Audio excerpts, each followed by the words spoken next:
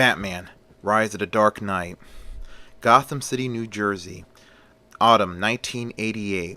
It was a cool, crisp autumn day outside. The sky was a deep blue. It was 40 something degrees outside. And the leaves were all the different colors of autumn: red, yellow, brown, and the grass was still green. It was a beautiful sight. On the mansion grounds of Wayne Manor was 6 years old Bruce Wayne, running around having fun like any child his age does. With him were his mom and dad, who were sitting having a picnic, enjoying the cool, crisp autumn day outside. Bruce Wayne was chasing a little white rabbit. He said he was going to grab that rabbit and make it into a pet. His parents laughed. Well, as Bruce Wayne chased after the white rabbit went into some bushes. Bruce Wayne ran to the bushes and stopped. He was wondering where the rabbit was in the bush. As Bruce Wayne was planning on how to get that rabbit out of the bushes, suddenly, on the ground beneath his feet, he hears a weird sound. The sound of wood creaking and cracking. It's like, what is that? Suddenly, the creaking stopped, and then there was a large snap of some wood breaking beneath Bruce Wayne's feet, and the little 6-year-old Bruce Wayne fell through the hole that opened right beneath his feet. Little Bruce Wayne landed hard, but there was nothing broken. He was inside a mammoth cave. The only source of light was the shaft of light coming from above where he fell through. Then Bruce saw with terror the sight that would startle any child his age. The sight of millions of glowing red eyes looking at him. All of a sudden, he hears the noise of thousands of squeaks and chirps. It was bats. And of course, the bats were startled by Bruce Wayne's presence, so they all began flying out through the shaft of light, scaring the little 6-year-old Bruce Wayne.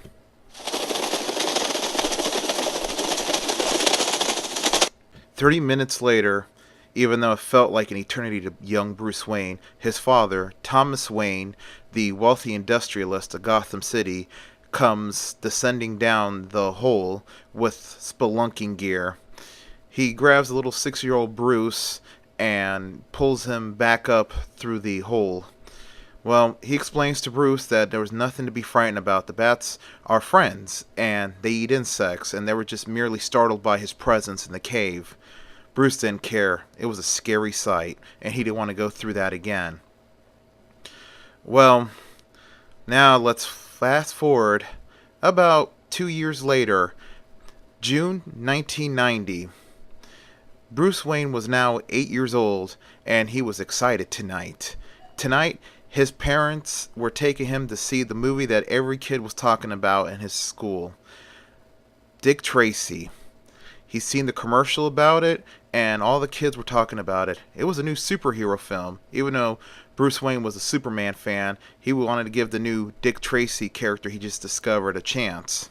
Well, his mom and dad were finally ready, and they get into the car and they drive off. The movie theater of choice was going to be the one mistake that was going to cost Thomas Wayne his life and his wife's life tonight.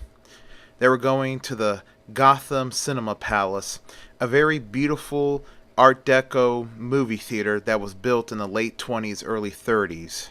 But unfortunately, this movie theater was located in the worst part of town, Park Row, aka Crime Alley.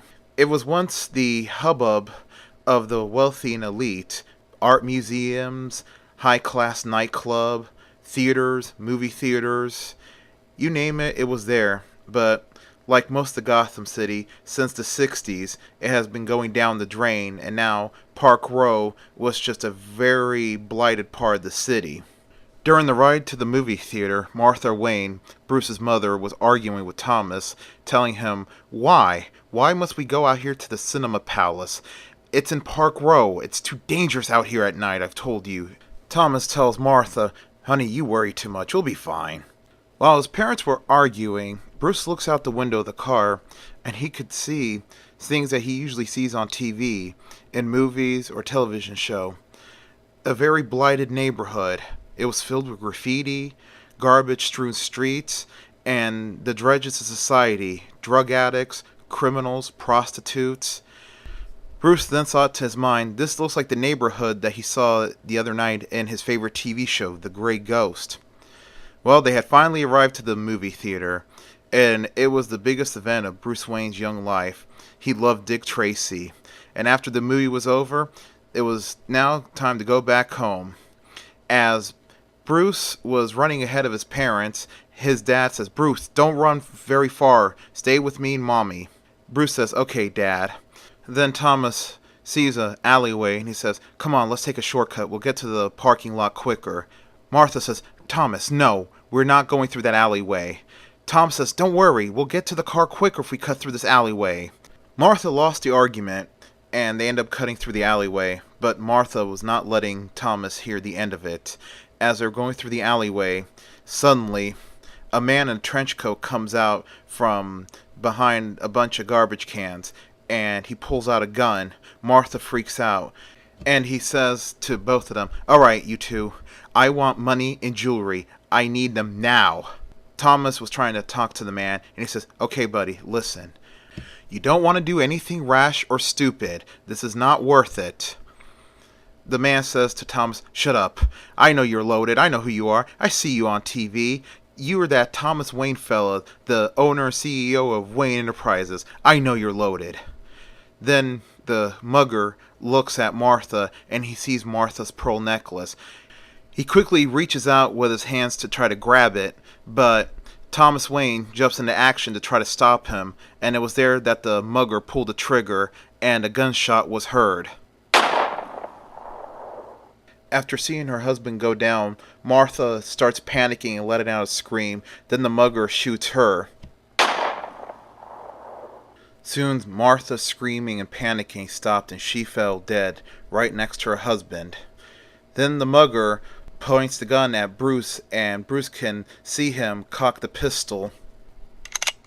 It looked like it was the end for young Bruce Wayne, but then there was a long moment, a pause. But the mugger did not pull the trigger.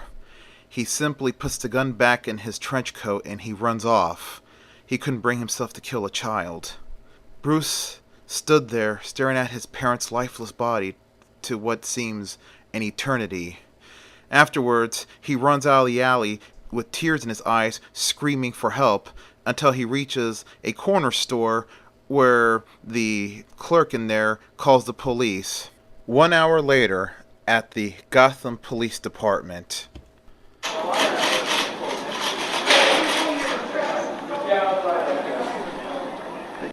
Young Bruce Wayne was sitting on the bench, looking at the busy police station as the cops were bringing in people they arrested, and people were also coming in to speak with the police with problems they had.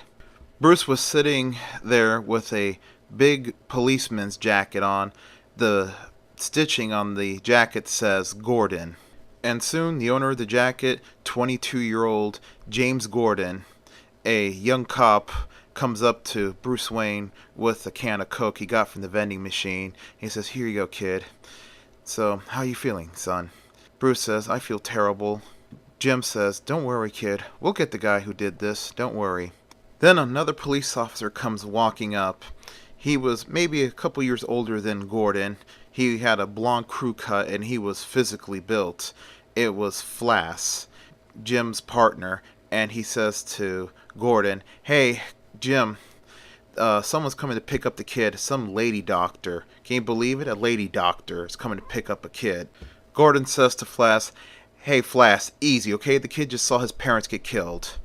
Flash says, I don't give a crap. Look, a doctor's picking him up. This kid's never going to have problems in his life. He's always going to have money to help him. I have no sympathy for people like him. And plus, his dad was a dumbass anyways to go to a movie theater in Park Row. As far as I'm concerned, he looked for his own death. Then Jim Gordon says angrily to Flash, God damn it, Flash. You know what? If he's an 8-year-old kid, it doesn't matter, rich or poor, it's still traumatized to see your parents killed in front of you. You know, you can show a little respect, you son of a bitch. Then Flash says, respect? Respect, Jimmy? I should respect to common kids, not spoiled rich kids. He probably goes to a prep school. Then Gordon says, "Okay, Flash, just go away. Please, go away." Then suddenly, Commissioner Hardiman walks up and he says, "Listen, if you two don't quit arguing in front of this traumatized kid, both of you are going to be doing meter reading tomorrow morning." Then Gordon and Flash said, "Sorry, sir." Then the commissioner looked at both of them. "That's better." Then the commissioner gets down on his knees and says to young Bruce Wayne, "Listen, son, we got him. We got the man that shot your parents." Then they took young Bruce to the lineup room and they asked Bruce Wayne if that was the man that shot his parents. Bruce Wayne says yes. I'll never forget that man's face. Then Jim Gordon begins reading the file that he had on the man they arrested. And he says, "Commissioner Hardiman, sir, according to this file, his name is Joseph Childs, a.k.a. Joe Chill." Gordon was about to read the long rap sheet of Joe Chill when there was a knock on the door. The commissioner shouts, "Come in." Another police officer comes in. He says, "Commissioner, sir, there's a woman by the name of Dr. Leslie Tompkins here to pick up the kid." The commissioner says, "Okay," and then he goes along with Bruce to where Dr. Tompkins was at. Dr. Leslie Tompkins was a middle-aged black woman with graying hair that was tied back in the tight bun. She was a friend of the family, and she operated the free clinic in Park Row that was part of the Wayne Foundation charity. She comes up to Bruce, kneels down, and gives him a big hug, and she's like, "Oh, dear God, Bruce, I came as quick as I heard. Oh, you poor child." And she gives him a kiss on the cheek. "Come on, we're going to go home. We're going to go to my home first, and then we'll go back to your house in the morning." And then she asks the commissioner, "Is there anything I need to do, Commissioner, sir?" The commissioner says to Dr. Tompkins, "No, he's free to go. He did his part, but don't go out of town for a while because we're going to need this young man to testify against Chill in court." Dr. Tompkins says, "That's no problem, Commissioner. We're not going to be going anywhere for a while." Soon the trial began. It was a huge media frenzy. As everybody was watching the huge trial, Joe Chill was either going to face life in prison or the death penalty. Well, Bruce Wayne did his part and testified against him. And soon Joe Chill pled guilty to multiple counts of murder. And what was his sentence? Life in prison. Joe Chill was going away forever. It was not satisfactory to Bruce Wayne. Bruce Wayne wanted to see Joe Chill die, and die very horrible deaths for what he did to his parents. So, with that over and behind Bruce was going through therapy, and he was living with Dr. Tompkins, who was now his legal guardian. So, she moves into Wayne Manor, and to help with the upkeep of that giant mansion, she brings in her maternal aunt, Harriet Cooper, an elderly, portly, happy woman who quickly tells Bruce Wayne, "Oh, don't call me Mrs. Cooper, honey. Call me Aunt Harriet." So, Bruce Wayne was growing up, and to help keep Bruce Wayne away from the public eye, Leslie Tompkins hires the most well-known tutor in the Northeast by the name of Dr. Ogden Miller, a highly regarded teacher, and Bruce Wayne poured his grief into his schoolwork, and when he was not busy busting his butt on his schoolwork, then he was pouring his grief into his Taekwondo lessons. Well, 1996. Bruce Wayne was now 14 years old, and all his hard work paid off. Instead of going to high school, now he was going to Hudson University, and it was big news. It made the newspaper and the TV news. The son of slain industrialists goes to college at 14.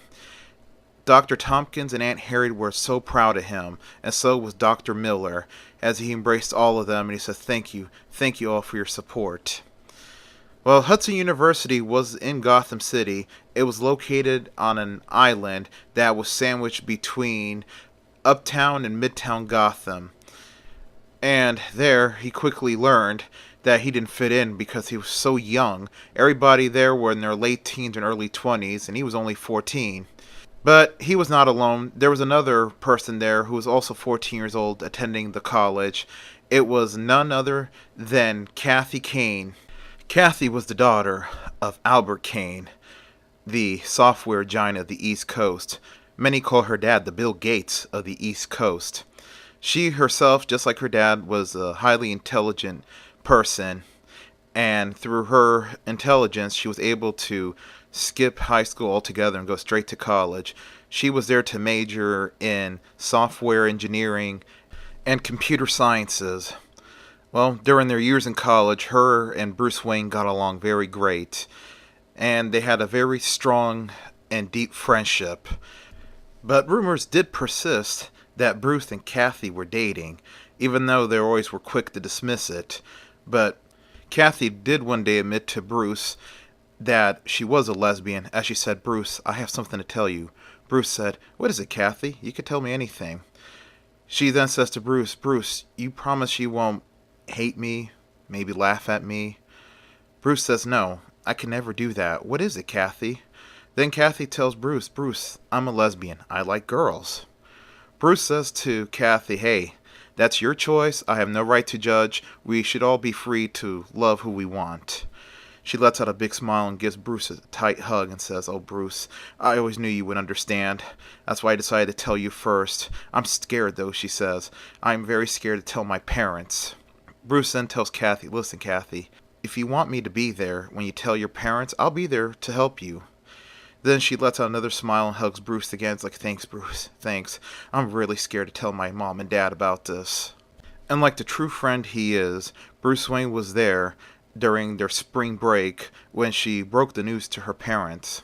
Well, there was a lot of upset looks and disappointment, but her parents begrudgingly accepted it. Bruce was like her. He was glad it was over. He felt her angst and her nervousness and fears, and both of them breathed a sign of relief when it was over. Well, now we go to 1998, August. It was the new school year, and Bruce, through his hard work by going through summer school 2 times, was now ahead. Now he was going to start his internship at the very company that his father owned and ran, and he was going to own and run one day, Wayne Enterprises. He was there, probably the youngest of all the interns, there in his nice business suit, anxiously waiting to be assigned to somebody that would intern him for the rest of the year until he graduated. But he was going to get a big surprise. As the human resource guy was going over what's going to be expected of them during their internship, suddenly a average height black man comes walking into the room. He had glasses, he had a very nice suit on, and he had a thick mustache. He comes walking into the orientation room, and he says to the man that was giving the instructions, like, "Excuse me, Ron, I'm here to get Mr. Wayne." Bruce is like, "Me, sir?" The man says, "Yes, Mr. Wayne, would you come with me? I'm going to give you a special orientation. You're going to intern with me for the rest of the school year until you graduate," he says to Bruce. Then he says to the man that was giving the orientation, "You can continue, Ron," and him and Bruce exited the room, and then he introduced himself to Bruce outside the hallway. He says, "My name is Lucius Fox. I'm the man that's running the company until the day you take over," he says to Bruce. The two of them shook hands. Bruce heard of him. He remembered seeing on the news and seeing on the newspaper that he took over the company after William Earl, the man who ran the company after his father died, retired back several years ago. So Lucius Fox gave Bruce Wayne the grand tour of Wayne Enterprises. He showed him every floor, every department, every office, including the former offices of William Earl. Bruce looked at it with awe. It was a very beautiful office. He knew one day this was going to be his office. He just knew it. Then Lucius says, "I got one more stop on the tour for you, young Bruce. Let me show you applied sciences." And Lucius lets out a big smile. Bruce is like, "Applied sciences? What is that?" he asked Lucius. Lucius says, "Come, Mr. Wayne, let me show you." So they walk down the hall and they arrive at the elevator. There was a keypad in the elevator, and Lucius Fox types in a sequence of numbers. Then there was a sound that indicated that he typed in the right combo. Then the elevator goes all the way down, down farther and farther, and suddenly the elevator stops. Then the elevator door opens, and Lucius and Bruce step out into a dark room. Lucius reaches over to a huge switch by the elevator. He pulls a switch, and suddenly giant banks of lights start turning on, revealing a massive storehouse.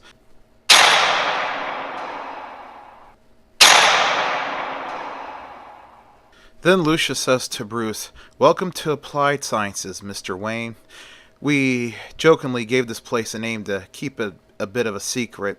This sub-basement is a massive storehouse where we keep all the built prototypes that were tested but never went into production, like certain microprocessors, certain vehicles, and everything that was developed and built by Militech." Bruce is like, "Militech?"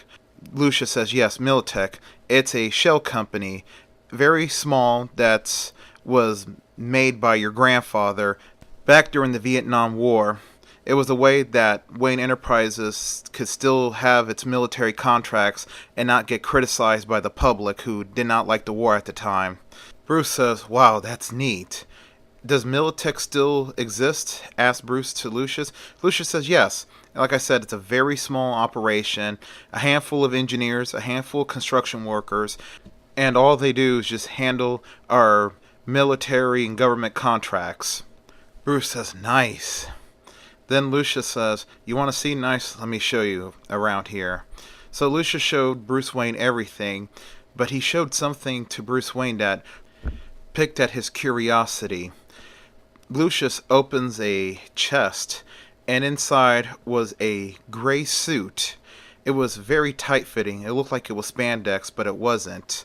Then Lucius goes on to explain to Bruce, "Well, Bruce, this is a prototype infantry survival suit. This thing," says Lucius, "was designed for the military by Militech, but the military didn't want it. They thought a soldier's life wasn't worth 300,000 a suit." Bruce says, "Wow. What can it do?" he asked Lucius. Lucius says, "Well, the outer shell is a biweave Tauron." Bruce is like, "What's Tauron?"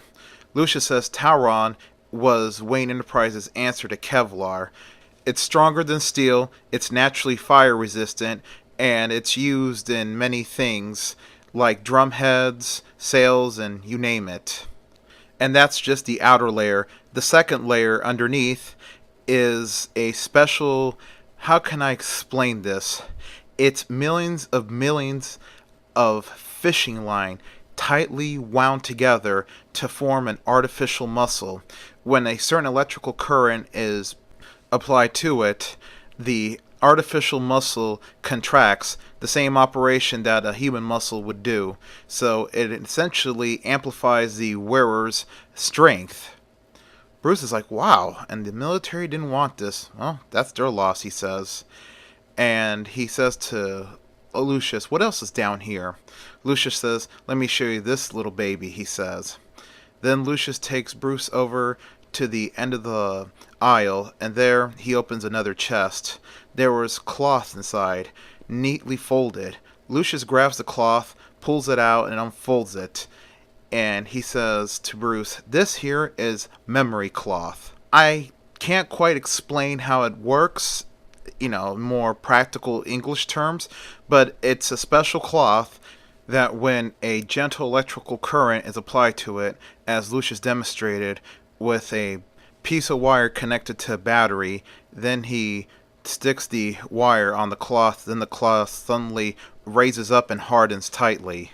Then Bruce says, "Wow, what else is down here? You gotta show me more," he says to Lucius. Then Lucius takes him over to another table, and there he sees what looks like a weird eyepiece, something you put over your eyes. Then Lucius goes on to explain, "This, Mr. Wayne, is a more compact, tight-fitting version of our Starlight lenses." Then he goes on to explain, "Starlight lenses are state-of-the-art infrared night vision goggles that allow you not only to see at night, but also allow you to see the body heat temperatures of any anti-personnel, and it's all in nice, vivid colors. Bruce puts it over his eyes, he turns it on, and then Bruce says, "Wow, it's like I'm seeing like the Predator. This is neat." Then Bruce deactivates the goggles and takes it from over his face. As he puts the goggles down, the peripheral vision of his left eye captures something. He turns around to look. It was a car engine. Then Bruce asks Lucius, "What is that engine doing there?" Lucius says, "Oh, that, Mr. Wayne, was part of our experimental car that we were helping, I believe it was Ford, to develop." Well, the test was a success, but Ford was not interested in it, so the engine's all that's left, and the transmission. It's a 5-speed semi-automatic. And then he goes on to explain the engine. And then, Mr. Wayne, the engine, it's a 4.5 liter inline 6 engine, twin supercharged, using centrifugal superchargers instead of the Roots type. It also has quadra valve, and it has racing cams. And I believe it generates 800 horsepower. And another nice feature of this experimental engine, what really made it experimental, is that it ran on propane. Bruce is like, "Wow, that's neat." "Man, too bad Ford didn't want it. What happened to the rest of the car itself?" asked Bruce. Lucius says, "Well, the car, the body itself, was dismantled and recycled to who knows where. This happened maybe a year or two before I took the reins of the company." Bruce is like, "Man, what a shame. What a shame. I would have kept that car for myself if it was down here." So Bruce says, "Do you have anything else to show me, Mr. Fox?" Then Lucius says, "No, Mr. Wayne, this concludes the orientation." Bruce is like, "Well, thank you, Mr. Fox. Looking forward to starting to work with you tomorrow morning." Lucius says, "The feeling is mutual, Mr. Wayne. The feeling is mutual." So the day was over. Bruce goes home, and he told about the exciting day he had at Wayne Enterprises to Dr. Tompkins and Aunt Harriet. They were so proud of him. Young Bruce was growing up to be a man. Well, that night, Bruce Wayne was sound asleep, and he was having a nightmare. In his nightmare, he was at the cemetery visiting the crypt where his parents were buried at with the rest of the Wayne family. Like usual, Bruce was delivering flowers to the part of the crypt where his parents were buried at. He puts the flower on the flower holders for both his mom and his dad, and then in the dream he sees some sort of black liquid oozing out of the wall where his parents are buried at. Bruce then runs his finger through the oozing wall to see what kind of liquid it was. As he held it close to him to see what it was, all of a sudden the wall burst. And then suddenly from out of the wall comes this giant demonic looking bat creature, letting out a monstrous roar and attacking Bruce. Suddenly, Bruce wakes up from his nightmare. Well, Bruce pulls the covers back and gets up and walks out of his bedroom. He goes down to the living room and he sits there. The room was lit by the full moon that was shining in through the giant windows of the living room. Bruce was being plagued by these nightmares for years, and he was tired of it, always waking up screaming in the middle of the night, frightened from that bat creature that always haunts his dreams. But there was other things on Bruce's mind too besides that nightmare that's plaguing him. Since he became a teenager, he took a more active interest in his community, Gotham City. He's been watching the news, reading the newspaper, looking at the statistics. Gotham City has been going down the hill since the 60s, but it has gotten worse now in the last decade or so. It was pretty much a city that became synonymous with crime. Plus, you always hear Dr. Tompkins talking about the horror stories that she sees every day at the free clinic in Park Row. Bruce was also contemplating of a way to take back the city, a way to stop criminals. The police have become too corrupt. The police are always on the news because somebody on the police department's always been caught taking a bribe or shaking hands with a big name mobster. And like most people, Bruce Wayne was tired of it.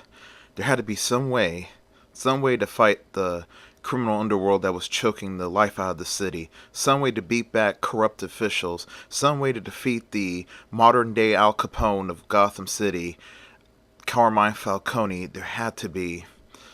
But like Bruce said to himself in a low whisper, Bruce Wayne can't do it. He's too popular. But there has to be some way to do it. A symbol or an alter ego. Suddenly, the window breaks.